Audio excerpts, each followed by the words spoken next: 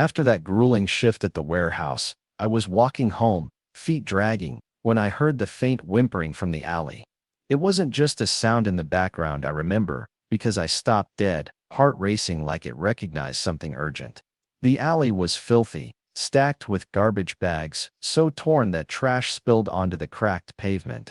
The smell was sour and thick, but what pulled me in was that dog's eyes. They shone in the dim light, wild but somehow familiar. I remember the moment he looked up at me. There was no fear or desperation in his gaze, just this quiet recognition that stopped me cold. I've seen scared dogs before, but this wasn't like that. It was like he knew me. I remember crouching slowly, the cold biting through my thin jacket, and hesitating to reach out because I didn't trust myself to get attached. But his limp was obvious, and when I touched his fur rough and tangled with dirt, his body twitched but didn't pull away. I can still feel how warm he was despite the grime, like he'd been starving but still had some fight left. That moment, me carrying him back to my flat, the weight of him in my arms, felt heavier than any box I ever lifted at work. That night, I laid him down on a threadbare blanket on the floor, watching him shiver beside me as I tried not to lose control. The place I live in smells of damp concrete and old pipes. I didn't expect to sleep, but when I finally drifted off, I was pulled back into that scream, the one I've heard only in my nightmares. It was sharp, high-pitched, filled with panic, echoing through the empty halls of that old apartment I grew up in. I remember how I tried to block it out, how my own breathing was loud in the silence, and then the voice came. It wasn't loud, just a whisper. I woke up startled, soaked in sweat, heart thudding hard. It was my mother's voice, so clear, so soft, saying a name I hadn't heard in years.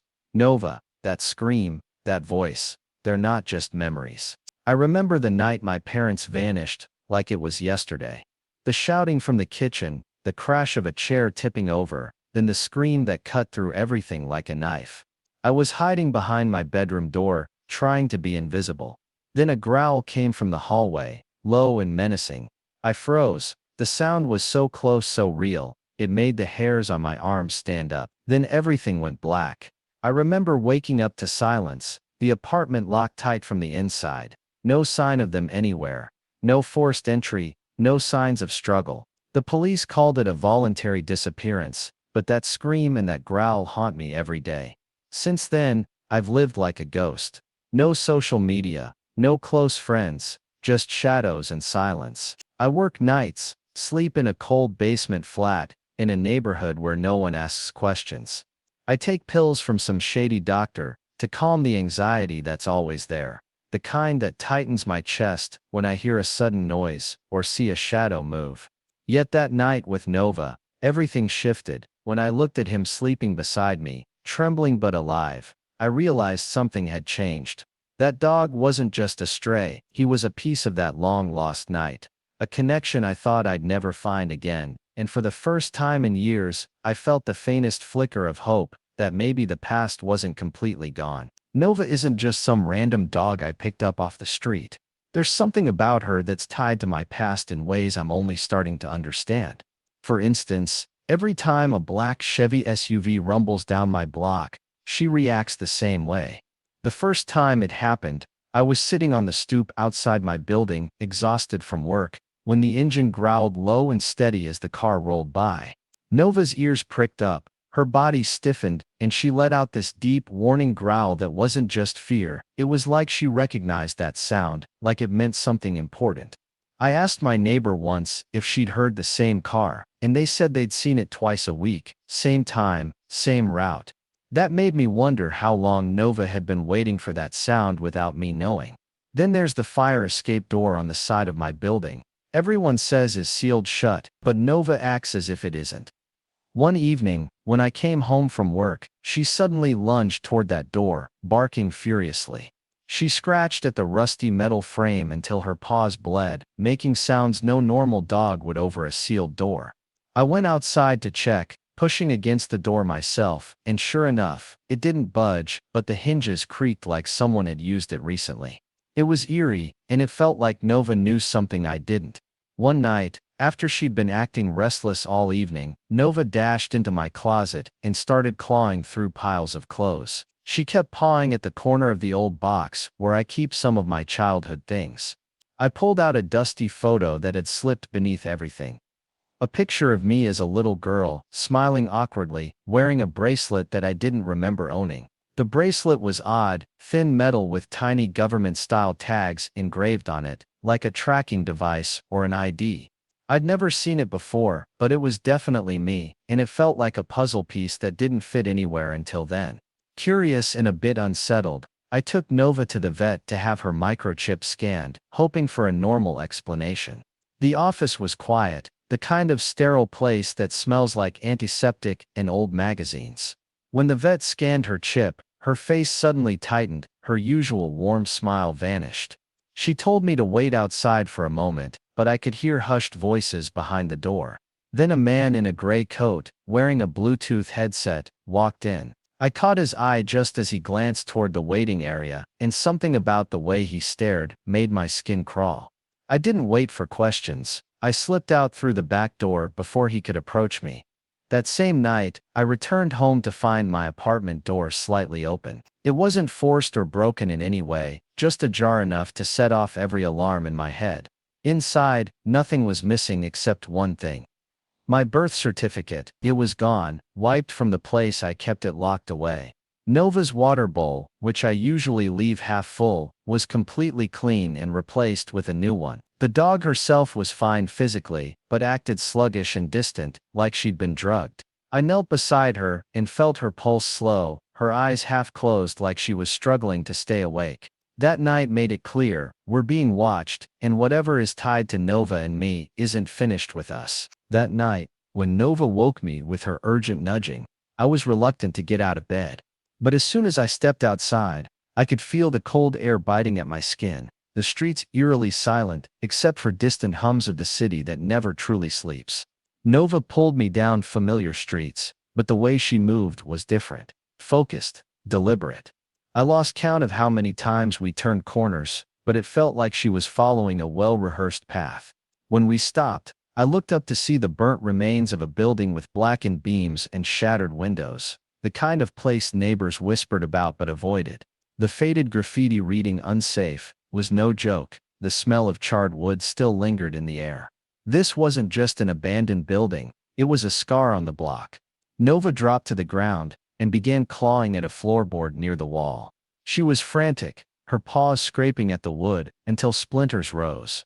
I knelt and pried the board loose, my fingers stiff and trembling. Beneath it lay a rusty metal box, heavy and coated with dust. Inside, I found a stack of cassette tapes, yellowed and warped, each labeled with years that matched my earliest memories, dates I barely understood at the time. Alongside the tapes was a black and white photograph of my parents dressed in stiff military uniforms. Their faces were stern but familiar. Standing between them was a man with a twisted hand, the same deformity that Nova had reacted to before when she growled at the stranger lurking nearby. Under the photo, someone had scrawled Unit Jew, Base Echo, words that meant nothing to me, yet felt ominous. I also found a small metal key marked SCCR, oddly pristine compared to everything else. Back in my dingy apartment, I played one of the tapes on a battered cassette player I kept in the kitchen. My father's voice was strained and low, heated with fear. He argued over the phone, warning someone that I was targeted by a group called Orion Black, a rogue faction within the intelligence community. I could hear the desperation in his voice, the urgency to protect me from a threat I didn't understand. I remember the exact words he used, saying, "They won't stop until they have her. We need to keep her safe." Listening to that, my hands shook uncontrollably. The weight of what I was hearing felt like it was crushing me. This wasn't some forgotten family secret, it was real, and it had followed me into every sleepless night. I tried to look up Base Echo, but every search ended in dead ends, no records, no files, nothing. It was like it had been erased. Meanwhile, I started seeing a man in a blue jacket around town. One afternoon at a cafe, I finally confronted him. His hand was unmistakable, twisted in the same way as the man in the photo. I asked who he was, and with a cold smile, he said only, "Your dog remembers things that can't be remembered," before disappearing into the crowd. I checked the table where he'd been, and my coffee was still warm, proof he'd just left. That night, my dreams turned vivid and painful. I saw my mother crying, her voice breaking as she whispered, "I'm sorry, baby, you weren't supposed to live like this. They were coming for your blood." The image was so clear, I could feel her tears on my skin. I woke gasping, Nova curled against me, trembling. The next morning, Nova dragged me to an ATM on a busy corner. She pawed at the machine insistently, refusing to move. I tried my birthday as the pin, nothing. Then out of desperation, I entered the serial number from the bracelet in the photo. The machine beeped loudly and spit out a card that read Black Echo Foundation. My hands trembled as I held the card, realizing this was no coincidence. Nova was leading me deeper into a puzzle my parents left behind, a secret I couldn't ignore. I reached out to Jamie after weeks of struggling with the tapes and Nova's strange behavior. Jamie was my foster brother once, but years of bad luck, paranoid spirals, and a criminal record for hacking made him a recluse. Still, he was the only one I trusted enough to handle what I found. I remember walking into his cluttered apartment, old pizza boxes stacked on the floor, computer parts scattered everywhere, and walls covered with sticky notes scribbled in his shaky handwriting.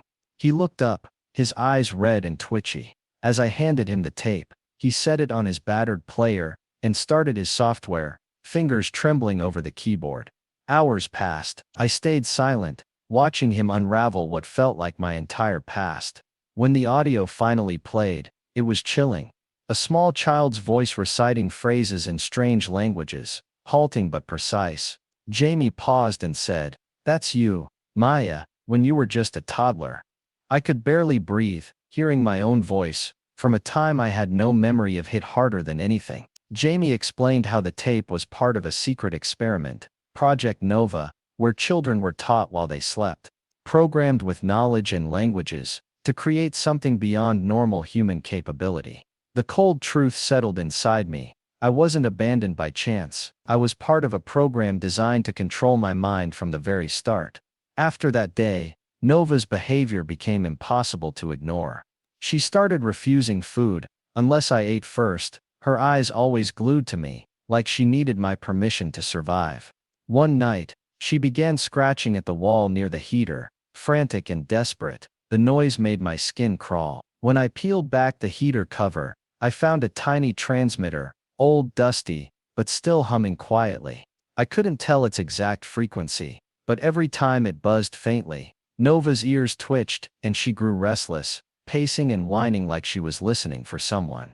That transmitter wasn't supposed to be there, yet it was. I turned to the internet, joining conspiracy forums in hopes of answers. A user named Greyline Jusat reached out claiming inside knowledge of Project Nova. We exchanged careful messages, each one laced with cautious hope, until we arranged to meet at a quiet coffee shop.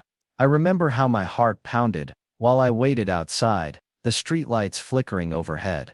But Greyline never showed. Instead, a few blocks away, the police found his car abandoned, windows smashed, the engine still warm. The chilling detail was the dog tag found clutched in his mouth, as if he'd died trying to protect it. The tag had a name, Maya Collins, Trial Sif. That moment shook me to my core. Seeing that tag proved everything was real. This wasn't some delusion or nightmare. I was part of a secret trial, one that had hunted Greyline to death. I kept the tag in my hand, tracing the letters over and over, trying to make sense of it. Nova sat by my side, trembling, sensing the weight of danger too.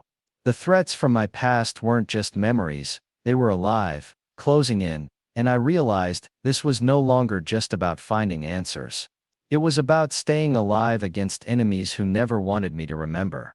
The night he showed up, I froze in place, my heart hammering so loud, I thought it might give me away. Leonard Collins, my father, stood in the doorway, gaunt and worn like someone had drained years off him overnight. I'd seen missing fingers before, but his looked raw, the skin around the stumps cracked and peeling, as if from a fire or some brutal accident. He carried a small black box, sleek but cold, with lenses that caught the dim light of my cluttered room. I could still see the faint reflection of my weary face in those lenses as he handed it to me, saying it had retina locks, only I could open it. I remember the weight of it in my hands, cold and heavy, the metal edges biting into my palm. Nova sat at my feet, her eyes sharp and watchful, the kind of gaze that didn't miss a thing. When Leonard spoke, his voice was rough, low, like it had been buried beneath years of silence. He told me about Project Nova, the thing I thought was just a childhood nightmare. He said it wasn't just some silly experiment. They had implanted two personalities inside me, like loading different software onto a computer. The real shock was when he said I was supposed to reset at 12, wiped clean like a hard drive, but my parents had run when they found out the reset would erase me completely. I remember the raw panic in his voice when he said that, how he looked at me like I was the only thing left that mattered. He explained Nova, the dog, was no accident either. She was trained, a prototype designed to trigger my lost memories through scent and sound that made sense in a way I couldn't shake. I had seen her flinch when the black Chevy passed by, the same one I never understood why she hated, and how she'd bark, like she was trying to warn me at the fire escape door nobody ever used. Leonard's words made those moments click together like pieces of a broken puzzle. Then came the box. Leonard scanned his eye over the retina lock, and it clicked open. Inside was a small device, cold, unyielding. He said it was a kill switch, something that could erase every trace of Project Nova from existence, but the price was brutal. If I used it, Nova's programming would trigger. She'd shut down, probably die, to protect me from myself. That terrified me. Nova was all I had. To test him, I ran the kill switch script Jamie had decrypted on his laptop. Nova was curled up near my feet, tail wagging lazily, until suddenly she collapsed. Her legs stiffened, eyes glazed, and her breathing stopped. I froze, watching her chest, willing her to breathe again. It felt like forever, before she gasped back to life after the script was closed. The look in her eyes when she woke up, confused and weak, was seared into my memory. Leonard gave me 3 days to choose. I remember sitting there, clutching that black box, Nova limping to nuzzle my hand, like she understood the impossible choice ahead. This wasn't just some story or nightmare, it was real, terrifying, and happening right now. I remember the exact moment I chose a different path. Leonard's words kept echoing in my mind, but, holding that kill switch box in my hands, feeling its cold weight, I knew I couldn't destroy Nova. I'd seen how she looked at me, not just like a pet, but like something tied to my very soul. I thought about the nights she'd refuse to eat, unless I ate first, or how she growled at sounds and places that made no sense to anyone else. That connection was real, something deeper than memory or instinct. I spent hours with Jamie, poring over files and code. He cracked the encryption on the kill switch, and I could see how the data was organized. There were folders tied to other children, others like me trapped in this twisted operation. When I ran the partial kill switch, I watched in disbelief as those files disappeared from the screen. Jamie's hands shook when he realized it worked. Nova lay beside me, breathing steadily, her eyes following every movement I made. At one point she lifted her head and whimpered softly, like she knew I was trying to save more than just myself. The day I met the journalist, I was shaking so much I nearly dropped the hard drives. She didn't flinch when I laid out the evidence, tapes of memory experiments, documents about Project Nova, and even photos of children tagged with code names. Over the next few weeks, those articles were everywhere. One evening, I watched the news report about the class action suit filed against the government. People in the crowd outside the courthouse held signs demanding justice. I even saw the mugshot of a former senator tied to the scandal, someone whose face I'd never seen, but who now symbolized the corruption that hid in plain sight. Nova's transformation was subtle, but unmistakable. During court hearings, photographers caught her sitting beside me, her eyes slower, less alert. One photo showed her tilting her head, as if confused by the flash of the cameras. Friends and strangers messaged me, calling her the memory dog, a symbol of all we had uncovered. But behind the public attention, I saw her struggle. Once, during a quiet moment at home, she staggered before collapsing for almost a full minute. I felt my heart break as I gently rubbed her side, whispering promises I wasn't sure I could keep. A year later, opening the Nova Foundation felt like a small victory. We turned an old building into a refuge, with beds, counseling rooms, and places to just breathe. Nova had a soft blanket by the door. I'll never forget that stormy night, the rain hitting the windows, so hard it sounded like thunder inside. A tiny shivering girl appeared at our doorstep, barefoot and soaked through. Nova, slow but determined, struggled to her feet, limped over, and laid right beside her. The girl looked up at me with wide eyes, barely a whisper escaping her lips.